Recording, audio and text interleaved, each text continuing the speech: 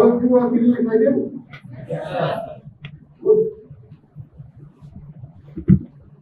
I believe all of you are ready to ask, so I can have the privilege to open it because to speak, I feel better when you are.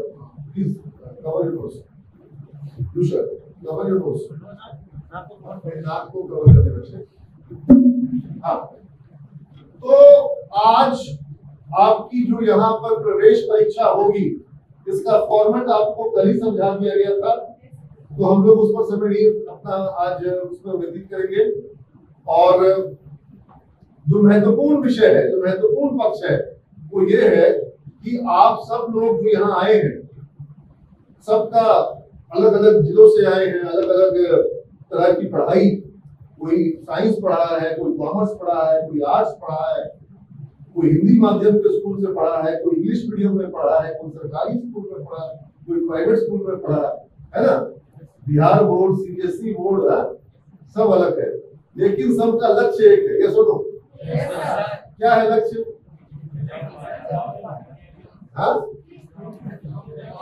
Job, placement, career, identity. Very good. तो ये सारी बातें निकल के आ रही है। मतलब नौकरी की बात हुई, फिर उससे बड़ी बात हुई करियर वर्ड इसने यूज किया, फिर उससे बहुत बड़ी बात हुई आइडेंटिटी, पहचान। मतलब पहचान तो अपने आप में बड़ा शब्द है ना। और पहचान तो आवारा की भी होती है, वो आवारा में बैठे रहते हैं बाहर में, वो मोहल्ले में आते हैं ना, बाहर में आवारा बैठा रहता है, उसकी भी पहचान है आवारा, है ना। तो आइडेंटिटी क्या होगी और पहचान लोग बनाते हैं। गाँव में होता है कि वही जिसका बेटा आईपीएस बन गया, जिसका बेटा आईएएस बन गया, है ना, तो पहचान हो जाती है। तो पहचान को आप हर तरह से बना सकते हैं। तो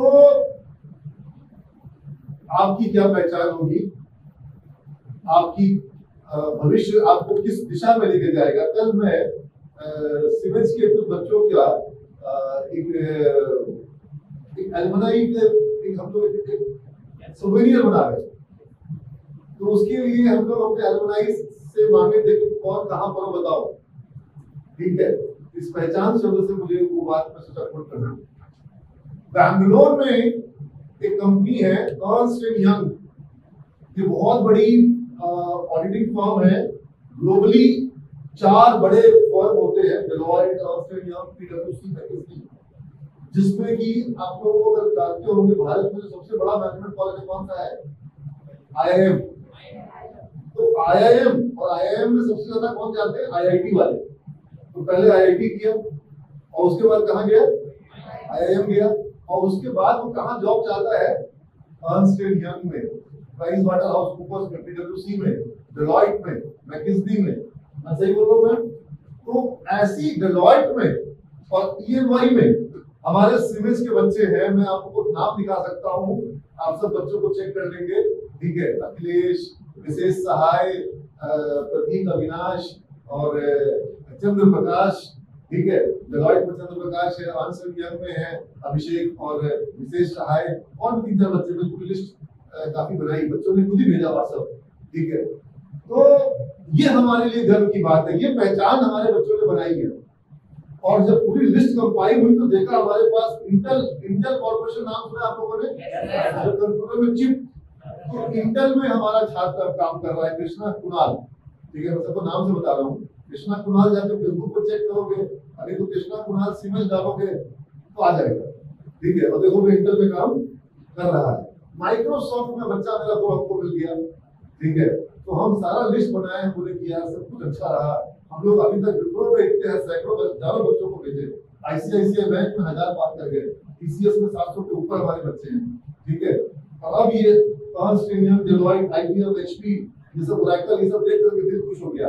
लेकिन फिर मैं बोला कि अब मेरा अगला टारगेट है कि गूगल में, फेसबुक में, यहाँ पर भी हमको हमारे कुछ स्टूडेंट चाहिए। तो तुम लोग जो नए बच्चे जुड़ रहे हैं 2021 में, इनके लिए मेरा लक्ष्य क्या होगा? विप्रो का प्लेसमेंट। हाँ, तो हम बहुत कर लिए। वो तो हमारे यहाँ भीड़ जो होती है, ग्रुप फोटो होता है तो हमारा जगह सब छोटा पड़ जाता है, ठीक है।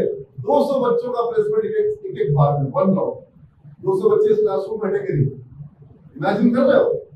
इस क्लासरूम में 200 बच्चे हटेंगे नहीं, और 200 बच्चों का प्लेसमेंट विप्रो हमने एक राउंड में किया है, which is unimaginable। यार तो नहीं होता है ऐसा, नहीं कि सिविल में अगर इतना ज्यादा हो गया तो किसी और कॉलेज में भी, और जिन बच्चों का विप्रो का प्लेसमेंट हुआ है उनकी लाइफ चेंज हो गई है।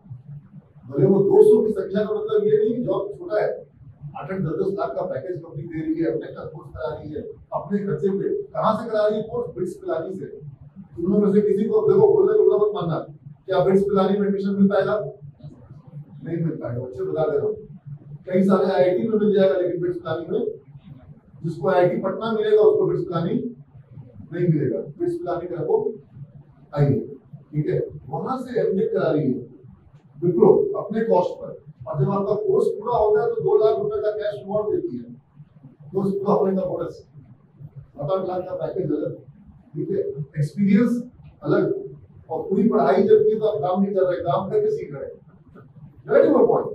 तो अब स्टूडेंट जो है वो दूसरे जगहों से बीसीए करते हैं, उसके बाद बोलते हैं एमसीए करेंगे फिर जॉब। जो मेरा बच्चा, जो मेरी स्टूडेंट जिसको विप्रो टीसीएस दोनों में जॉब मिला, और वो बच्ची को फादर बोले कि नहीं पहले एमसीए करो, बिना एमसीए के बढ़िया जॉब, दिमाग में डला हुआ है कि बिना एमसीए के बढ़िया जॉब नहीं मिलेगा। वो उसने पटना, मतलब नाम जो है पटना की जो लड़कियों का सबसे बेस्ट कॉलेज है वहां पर एडमिशन ले लिया, और वहां से पटना विश्वविद्यालय में टॉप करी, गोल्ड मेडल मिला। और जब एमसीए करने के 6-7-8 महीने के बाद वो मेरे को संपर्क करती है, सर कॉलेज में जो हमको टीसीएस और विप्रो में जॉब मिला था, दोनों में मिला था, किसी में भी ज्वाइनिंग करा दीजिए। और तो 3 साल 3.5 साल हो गए, ऑफर लेटर इतना दिन तक पड़ा नहीं रहता है। और अब तुम जाओगी वहां पर, जो तुम्हारी बैचमेट्स है वो तो तुम्हारी सुपर सीनियर बन चुकी है वहां। वो जो पैकेज था उस वक्त का 3 लाख, अब वो लोग 6-6 लाख पे आ चुकी है। अब तुम चाहती हो कि उसी 3 लाख में ज्वाइनिंग तुमको मिल जाए, तो सर हम लोग को कुछ ऑप्शन नहीं मिल रहा, कहीं करवाइए, ठीक है। You get my point? That girl devoted 3 years for MCA, and the Wipro जिन लोगों ने उसके बैचमेट से ज्वाइन किया, obviously she was a good girl because she became a topper in the most renowned university of Bihar. But then you will all agree with me, the fact remains that are these institutions, those who are having old glory, are they aggressive in terms of training and placing their students?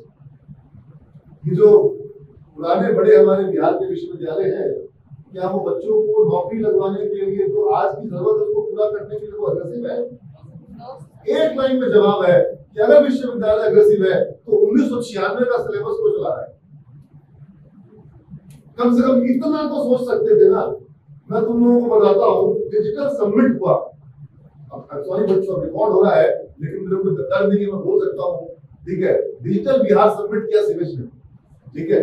और उस वक्त के माननीय शिक्षा मंत्री, उनकी तारीफ करूंगा कि वो उस कार्यक्रम में आए, वो आईटी मिनिस्टर भी थे, वो शिक्षा मंत्री भी थे और आईटी मिनिस्टर भी थे। नाम में नहीं लूंगा, समझदार लोग जान लेंगे, बहुत अच्छे मंत्री सरकार के।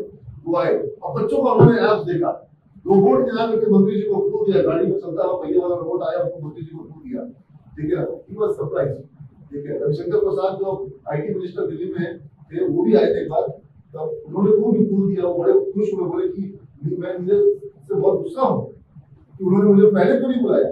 मैं देश विदेश में जाता तो बताता कि हमारे बिहार में भी बच्चे इस तरह का काम सब ऑन रिकॉर्ड सब वीडियो है। तो जो बिहार के आईटी मिनिस्टर थे और शिक्षा मंत्री दोनों थे, उन्होंने बच्चों का ऐप देखा, शराबबंदी पे ऐप था, किसान का ओला ऐप था कि किसान अपना ट्रैक्टर चला देगा भाड़े पर या ट्रैक्टर भाड़े पर ले लेगा। ऐसा ओला बन सकता है जो किसान के लिए हो, थ्रेशर, ट्रैक्टर, कोई भी इक्विपमेंट आपके पास है भाड़े पर लगा दीजिए, या आपको भाड़े पर लेना है वहां से ले लीजिए, ठीक है। ऐसे से बहुत सारे ई बस्ता का एक ऐप बनाया था कि जो बच्चे को बस्ता जो है वो ई बस्ता बन जाए, ड्राइविंग लाइसेंस का ऐप। तो मंत्री जी पूरा खुश हो गए, भाषण दे जब दिया तो उन्होंने कहा कि आप लोगों ने सब बनाया, लेकिन इसको आपको लगातार अपडेट करते रहना होगा, नहीं तो ये पुराना पड़ जाएगा, हर 6 महीने में अपडेट करना पड़ेगा। क्योंकि बच्चों का प्रोजेक्ट था, तो एक्चुअल में ड्राइविंग लाइसेंस डिपार्टमेंट ने उनका सॉफ्टवेयर खरीद नहीं लिया था। मंत्री जी ने कहा, बच्चों को ताली भी बजाई, मैं अपडेट करना होगा। जब मेरी बारी आई, मैंने कहा कि मैं माननीय शिक्षा मंत्री से अनुरोध करूंगा कि सिर्फ वो एक काम करे कि 1996 का सिलेबस पढ़ा रहे हैं, फॉक्सप्रो पढ़ा रहे हैं जिसका 2000 के बाद से 1999 के बाद से फॉक्सप्रो का इस्तेमाल नहीं होता है, कोबोल पढ़ा रहे हैं, ठीक है। और जो हमारी जरूरत है PHP, जावा, ASP, पाइथन, वो हमारे सिलेबस में है नहीं। और हम बिहार के बच्चों को किस साल के लिए तैयार कर रहे हैं? 1996 का सिलेबस पढ़ा करते हैं। तुम लोग उस समय क्या कर रहे थे 96 में?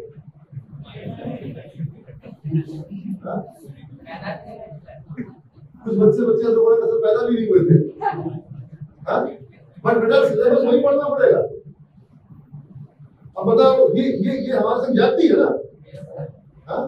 क्या कंप्यूटर की दुनिया बदली नहीं पिछले इतने सालों में? बहुत बदल गई। अब कंप्यूटर की प्रोग्रामिंग नहीं हो रही है। मैं तुमको बता रहा हूं, अब जो प्रोग्रामिंग का जो नया दौर आ रहा है, डेटा का जो नया दौर आ रहा है, वो कंप्यूटर के लिए नहीं है, वो आदमी के लिए नहीं है, इंसानों के लिए नहीं है। जो चिप्स, सबसे बड़ा आविष्कार जो हुआ वो सेमीकंडक्टर का हुआ, जिसमें ट्रांजिस्टर, जिसने दुनिया को बदला। और फिर उसी से आपको कैलकुलेटर निकला, उसी से फिर बाद में आपको रेडियो निकला, टीवी निकला, उसी से आपको ये कंप्यूटर निकला, उसी से मोबाइल निकला।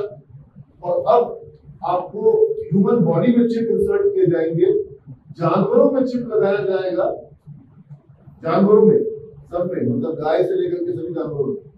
और internet of animals, internet of things सुना आप लोगों ने कि आपके लाइट से लेकर के फैन से लेकर के दरवाजे में, जैसे पापा घर पे आ गए और आपको जैसे पापा ने फोन किया तो आपने तुरंत से क्या किया, अपने मोबाइल से घर का दरवाजा खोल दिया, मोबाइल से घर का दरवाजा। और ये काम मेरे स्टूडेंट ने बनाया है कि अपने घर का लाइट हो या घर का लाइट या हमारा ऑफिस का लाइट, कोई भी लाइट वो मोबाइल से ऑन ऑफ कर सकता है। खाली मोबाइल में चिप लगाना होगा जो कि कनेक्टेड रहेगा नेट से। नेट चाहिए उसको, किसको? लाइट को। तो सारी लाइटों में नेट, सारे फैन में नेट, सारे माइंस में जो लोग जाते हैं, मजदूर माइंस में जाएंगे कि मशीन माइन में जाएगी? मशीन जाएगी।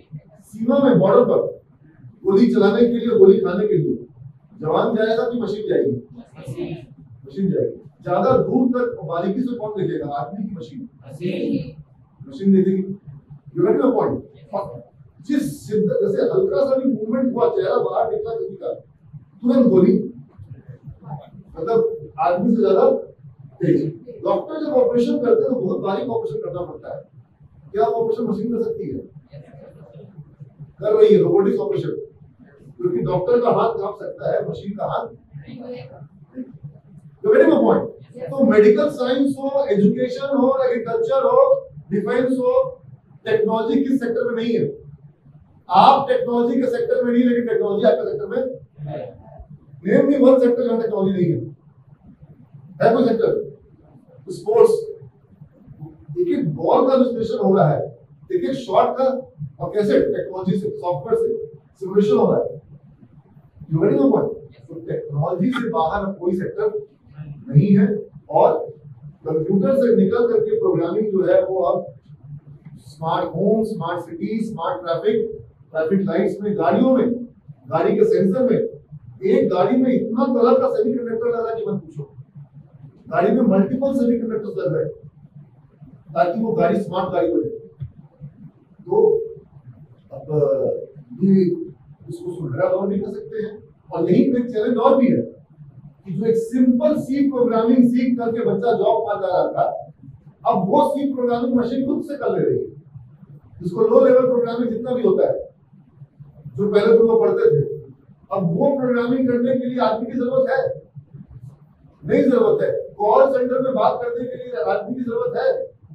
नहीं, वो खुद ही मशीन में सब नाम वाम बोलेगा। हेलो, आप नीरज अग्रवाल बोल रहे हैं, आपने इस सामान के लिए इंक्वायरी करी थी पटना में, उस पटना भी वो मेरे फिगर से लिया, किस सामान की इंक्वायरी करी थी उसको लिया, मेरा नाम भी लिया, सब कुछ ऑटोमेटेड। और अगर मैं बोलूंगा हाँ तो उसको समझ में आएगा कि मैंने बोला हाँ। तो अब आर्टिफिशियल इंटेलिजेंस का दौर है। तो तुम लोग ये समझ लो कि अगर तुम लोगों में से कोई भी यहाँ पर ये सोच के आया है कि डिग्री लेना है, तो बच्चे डिग्री बहुत आराम से मिलती है। डिग्री बहुत आराम से मिलती है। तुम लोग 12वीं का डिग्री लेकर के आए हो, ठीक है, मार्कशीट तुम लोग को मिल जाएगा, नहीं मिला होगा वो। अच्छा, तुम लोग 12वीं का डिग्री लिए तो तुम लोग का फोकस किस चीज पे था? 12वीं के सब्जेक्ट पर, पढ़ाई पर, नॉलेज पर किसी को धर्म, नॉलेज पे, स्टडी पे, नॉलेज स्टडी बेस्ड। पीछे वाले लोग जॉब, नॉलेज। जब तुम 12वीं में पढ़ते थे मम्मी को बोलते थे कि मम्मी जल्दी जाओ तो जॉब नहीं मिलेगा, तो मम्मी हमको आज डेट वाले नॉलेज ठीक से नहीं मिलेगा। टीचर ने बोला कि लास्ट का 4 चैप्टर एग्जाम में नहीं आएगा, उस 4 चैप्टर को पढ़ा आपने, उसको नॉलेज नहीं था, होगा। पढ़ाई आप नॉलेज के लिए नहीं करते आए आज तक, आप पढ़ाई किए सिर्फ उसे मार्क्स के लिए, सिलेबस से भी काम करो, मार्क्स। सिलेबस तुम्हें बता दे कि ये नहीं आएगा, छोड़ो, क्वेश्चन देते कोई आगे तक पॉइंट। मैंने अपने सिविल के स्टूडेंट को बोल दिया था कि इस बार इंटरनल एग्जाम में तुम लोगों को 10 क्वेश्चन में से 40 क्वेश्चन नोट कर देंगे। हाँ चल रहा है बहुत एक्सप्रेस की ग्रुप है। हाँ तो सर 40 क्वेश्चन दीजिए, सर 40 क्वेश्चन दीजिए, ठीक है। मैंने किसी तरीके से दायरा छोटा हो गया, लेकिन ठीक है ना, इसी बहाने 40 पढ़ेगा, अब 40 पढ़ेगा तो मेरा 10 क्वेश्चन आ ही जाएगा। विश्वविद्यालय का एग्जाम का जिसका तैयारी पूरा 40 क्वेश्चन के बाद उसका पूरा सिलेबस कवर कर देंगे हम। 40 क्वेश्चन में उसका हम पूरा सिलेबस कवर कर देंगे, कुछ बाकी नहीं बचेगा। जैसे एक तो आता है ना कि आप पत्थर से सब्जी बनाएंगे, बस थोड़ा सा आलू दे दो, थोड़ा सा मसाला दे दो, थोड़ा सा हरा सब्जी दे दो, थोड़ा सा, तो बाद में पत्थर निकालते हैं। तो एनीवेज, आपने से जो लोग डिग्री के लिए अभी तक डिग्री के लिए और आगे भी डिग्री लेना है, और ऐसे बच्चे होते हैं कि नहीं होते, उनका कॉलेज वो जाते ही साल में 2 बार, एक बार फॉर्म भरने के लिए, एक बार एडमिट कार्ड लेने के लिए, है कि नहीं। सीमेज में अगर आना है तो क्या उस तरीके से आना उचित होगा? और जो ये बड़ी सफलता सीमेज के बच्चों को मिली, क्या उन लोगों को ये सफलता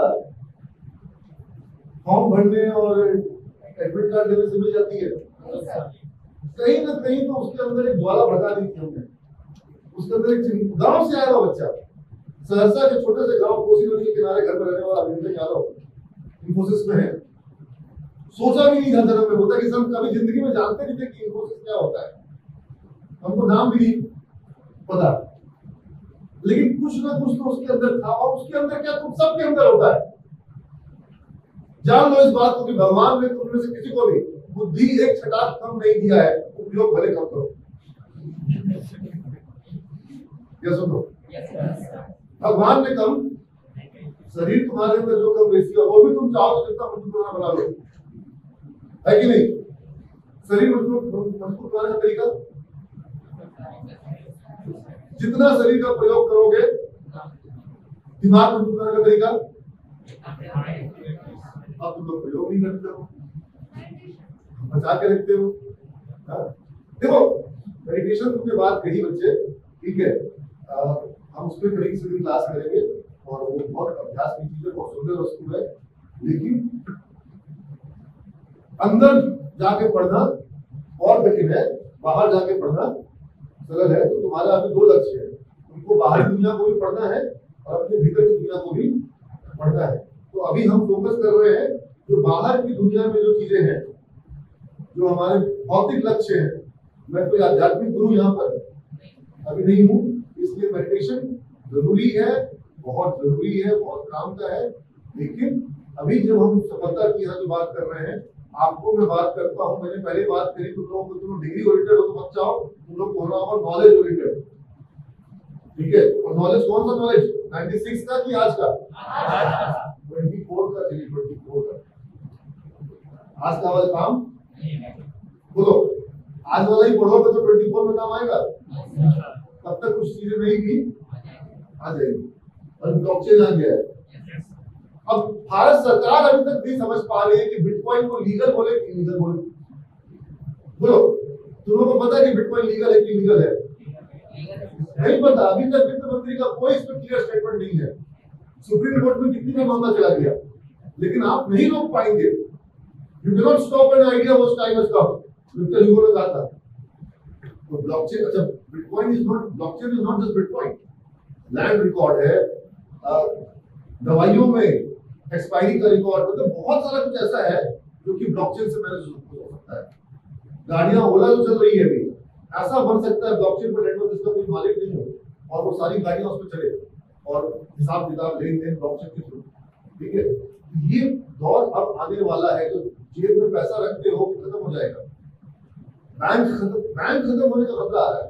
अगर ब्लॉकचेन में पूरा ट्रांजैक्शन, पूरा लेन देन, ब्याज सब मेंटेन ढंग से हो जाए तो बैंकों के अस्तित्व को खतरा आ जाएगा। मतलब तुम लोग हो सकता है तुरंत से मेरी बात समझ में नहीं आ रही, रिक्वायर टू बी क्लास, लेकिन तुम लोग अपनी आंख के सामने देखने वाले हो, तुम लोग अपनी आंख के सामने देखने वाले हो कि ड्राइवर की आवश्यकता नहीं रहेगी, गाड़ियां खुद ब खुद चलेगी, बस बोलना होगा मोबाइल में यहाँ चलो, गाड़ी वहां तुमको ले जाएगी। Is it not possible? ये तो बन चुकी है। पॉइंट तो डिग्री से ज्यादा नॉलेज भी आज का नॉलेज, और all of you have got knowledge of English language, yes or no? Yes, sir. Are you able to speak in English? Are you able to express yourself comfortably in English language? Are you confident when it comes to speak or express yourself in English the way you are comfortable in Hindi language? Probably most of you have learned English grammar more than Hindi व्याकरण। ज्यादातर लोगों ने अंग्रेजी grammar ज्यादा पढ़ा, हिंदी व्याकरण कम पढ़ा, लेकिन जिस सहजता के साथ आप हिंदी में अपनी बात कर पाते हैं, with the same comfort, the same ease, with the same style and same fashion, you're not able to express yourself in English. You're not confident in English. Why is it so? Knowledge of English is there, skill of English is not there. Yes or no? Yes, sir. अंग्रेजी का ज्ञान है, क्षमता नहीं। तो क्या ऐसा ज्ञान काम आता है? अगर किसी को प्रोग्रामिंग का ज्ञान हो, एग्जाम पास कर जाए, लेकिन प्रोग्राम बना ना पाए, काम आएगा? ऐसा होता है कि नहीं होता है? ऐसा ज्यादा होता है, ज्यादातर ऐसे ही। एग्जाम पास करने के लिए प्रोग्रामिंग सीखते हैं। तुम लोगों ने इंग्लिश सीखी है किसके लिए? बोलना सीखने के लिए कि एग्जाम पास करने के लिए? बोलने का एग्जाम हुआ था? मतलब बात को चेंज करना पड़ेगा, सारा फोकस चेंज करना पड़ेगा, ठीक है ना। तो नॉलेज के बाद आया स्किल, और स्किल के बाद आता है बच्चे बोलते हैं कि लोगों के नॉलेज, स्किल, सक्सेस। स्किल के बाद सक्सेस नहीं आएगा, स्किल के बाद तुम्हारा एप्टीट्यूड और एटीट्यूड। अगर एक विजेता वाला, जो मैं हमेशा एग्जांपल देता हूं कि एक ही गुरु, जब मैं आज यहाँ क्लास को बता रहा हूँ, पढ़ा रहा हूँ, तो मैं तुम लोगों को ज्ञान देने में भेदभाव कर रहा हूं? क्या तुम लोग समझने में भेदभाव कर रहे हो? यस। क्या मेरी बात सबको बराबर समझ में आ रही है? जब टीचर क्लास में पढ़ाता है तो सबको बराबर पढ़ाता है कि अलग-अलग पढ़ाता है? सब बराबर समझते हैं? रमाकांत अचरेकर, कल मैं वीडियो देखा था, सचिन तेंदुलकर उनकी तस्वीर के आगे फूल लग रहे हैं, कल का वीडियो, ठीक है। रमाकांत अचरेकर के दो शिष्य, तेंदुलकर और कामली, ठीक है। क्या उन्होंने पढ़ाने में कोई भेदभाव किया होगा लोगों को? कोचिंग में कोई भेदभाव किया होगा? ठीक है। क्या कामली और तेंदुलकर की सफलता बराबर थी? नॉलेज बराबर था कि नहीं था? नॉलेज बराबर दिया गया, ठीक है। क्षमता और स्कोर ज्यादा किसमें था? कामली को देखो, उसका बॉडी देखो, फिजिक्स देखो, वो बैट पकड़ता था ऐसे, उसके आगे बैट छोटा होता था। तेंदुलकर को देखो, कामली के आगे थोड़ा छोटा, कमजोर, सॉफ्ट। तेंदुलकर सॉफ्ट, कामली स्ट्रॉन्ग, मैचो, ठीक है, पावर ज्यादा, ठीक है। लेकिन सबसे ज्यादा कौन हुआ? कामली का स्टेडियम में रोता हुआ वीडियो याद आता है, और सचिन का 16 साल की उम्र में जब नाक पर बॉल लग गई है, खून फेंक रहा है, उसका आंसू बह रहा था, उसका खून बह रहा था। आंसू बहते हुए वो स्टेडियम से बाहर गया, और सचिन का खून बहते हुए वो बोला कि हम खेलें। This is the mental attitude and aptitude which makes lot of difference. यही डिफरेंस होता है। कलाम का जब मिशन फेलियर हो जाता था, उसके बाद वो हार करके बैठते, यही करता होता है। मेरे को लाइफ में किसी बच्चे ने कहा कि सर आप फेलियर की बात करते हैं, मतलब तो कोई फेलियर नहीं, मेरे लाइफ में कोई फेलियर नहीं है, जो कुछ भी है लेसन है, और मैं बार बार फेल होता हूँ, बार बार सीखता हूँ, गलती करता हूँ, प्रयास करता हूँ। ये एटीट्यूड अगर तुम लोगों से इसमें भी आ जाएगा, कछुआ रेस जीतता है कि हारता है? जीतता है ना, समझ रहे बात को। कछुआ अगर पहले ही हंस जाए, यहाँ पर इस क्लासरूम में सारे खरगोश आए, कछुआ भी है, हार जाएगा वो। मेरा देखा हुआ कछुआ नहीं हारता है, बस लगातार लगे रहना, कंसिस्टेंटली। पानी का बूंद भी गिरता रहेगा तो पत्थर भी छेद हो जाता है, क्या है ना। इसलिए कंसिस्टेंटली लगे रहने वाले बच्चे, मुर्गे खाओ के बच्चे हो, कुछ भी हो, जज्बा होना चाहिए, कुछ करने का सोच होना चाहिए। और जिसके अंदर वो जज्बा नहीं है, करने का सोच नहीं, आग नहीं है, जिसमें फलिता है, वो पटाखे पे लगाते रहो, कुछ नहीं होगा, फिर कोई फायदा है? तो यहाँ कोई फुसफुस भी होगा, वो फुसफुस पटाखा से कोई फायदा नहीं होगा। बाकी जिसके अंदर बारूद है, उसको चिंगारी दी जा सकती है, इग्नाइटिंग द माइंड, कलाम साहब कहते थे ना। तो मेरा यही काम है, मेरे किसी को पता लगता है, ठीक है। और अनुशासन चाहिए, मेरे पास कोई शॉर्टकट, कोई कोरिलेशन तुम्हारे फीस का और सक्सेस का नहीं है। फीस सब लोग बराबर देते हैं, सक्सेस को बराबर। सक्सेस का कोरिलेशन किससे है? Discipline, dedication, devotion, ready point, वहां कोरिलेशन है। फीस सारे लोग, और अब तो सरकार फीस सबसे देने लग गई है, तो एक और दिक्कत आ गई है, लापरवाह हो रहे बच्चे, इससे लापरवाही आ रही है। लेकिन तुमको सरकार की तरफ से फीस का बोझ नहीं पड़ा, जॉब मिलेगा तो देना है, नहीं मिलेगा तो नहीं देना है, लेकिन बेटा लाइफ तो तुम्हारा खराब होगा। अगर तुमको जॉब नहीं मिला तो लाइफ किसकी खराब होगी? तुम्हारी खराब होगी ना। और अगर जॉब मिला तो पहचान, जो इस बच्चे ने बोला, तुम्हारी पहचान बनेगी ना। अरे वो टीसीएस में है ना, उसका विप्रो में हो गया है ना, वो एसबीआई में है। पूरे परिवार में जब तुम किसी शादी करके फंक्शन में जाओगे तो तुम्हारा रौनक अलग होगा ना वहां पर, हाँ। और अगर उल्टा हुआ तो तुम लोग हम नहीं जाएंगे, हाँ। वो सोलह पिक्चर में कहे थे देखिए, हेमंत साहब की सबसे बड़ा बोझ है बाप के कंधों पर बेटे का सर, और बेटे के लिए सबसे बड़ा बोझ है जब बाप और माँ घर पे बात कर रहे हो कि क्या करें, मजाक निकल गया, सब पूरा मोहल्ला बचाओ, यही बैठा हुआ घर पे, हाँ। ऐसा हो सकता है कि नहीं हो सकता है?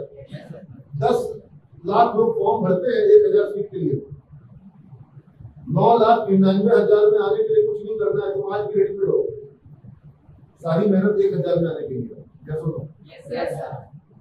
चलो, आज के लिए शुभकामना और ब्लेस यू ऑल।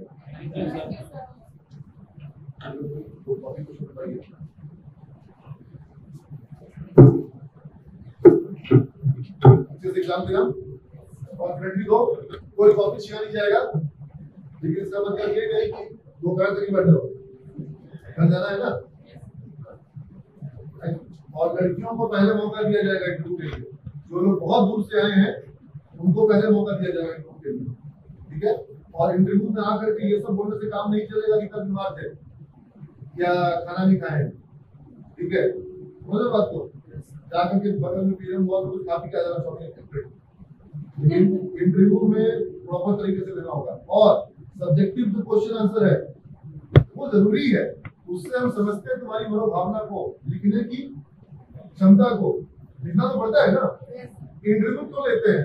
अरे बाबा तुम बोल पाते हो कि नहीं बोल पाते हो, बोलता कैसे समस्तीपुर तो बोलेंगे, हिंदी में बोलेंगे, तो थोड़ा हिंदी में सुनना है, very good point.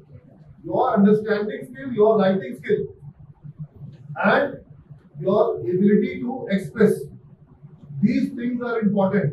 Though if you are not having it, still it can be made up. लेकिन कहाँ तक समस्या है, ठीक है। और ये तुम लोग की उम्र है जहाँ तुमको अपने जीवन में कठोर निर्णय लेने होंगे, पीछे बहुत पाप भी किए हो, ठीक है ना। वन कहाँ तक पाला जाए, युद्ध कहाँ तक टाला जाए, भी बुलाना के वंशज फेंक जहां तक पाला जाए, आया ना बिल्कुल।